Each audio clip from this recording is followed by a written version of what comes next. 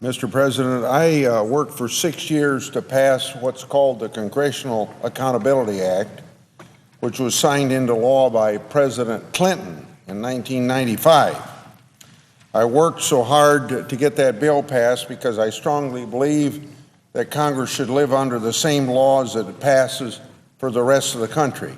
And if you remember, prior to 1995, Congress had exempted itself from 12 different pieces of legislation, starting with this Fair Labor Standards Act of 1938. Now, of course, we in Congress as employers have to live by the same laws as the ABC Company of Des Moines, Iowa, as an example. The same principle applies to some parts of this bill. That's why I offered an amendment during Finance Committee markup to require that members of Congress and congressional staff get their employer-based health insurance through the same exchanges as our constituents. And part of that original amendment that I got adopted back then is in the bill that the President signed today. That amendment was adopted without objection, let me say, so it had pretty consensus support.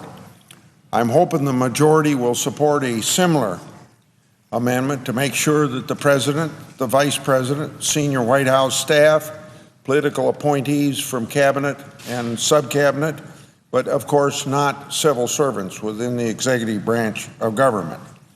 Also, my amendment would close a loophole that was added behind closed doors, meaning the closed doors of the Majority Leader's office, Senator Reid, during the time that he was merging the Finance and Health Committee bills. That loophole would exempt staff from committee and leadership offices from being required to use the exchanges, even though individual offices of individual senators and their staffs and the senators would still be covered. Now, you know, that takes a lot of chutzpah behind closed doors to say, well, it's okay for the members' offices and for the member staff and the individual senator, but it's not okay for committee staff. It's not okay for leadership staff. Somehow they're a heck of a lot better than the rest of us. It would also then bring that back to a level playing field for everybody here on Capitol Hill. Because, you know, most of our constituents would find it pretty unbelievable that the President, his closest advisors, and some staff remain untouched by the reforms that they push for the rest of the country. To put it simple, President Obama's health care reform won't apply to President Obama or other people, political appointees within the executive branch. The message the White House then is sending to the grassroots of America is that it's good enough for all of everybody else, but not for us political appointees in the executive branch of government. So, is it really any wonder then why most Americans oppose this effort?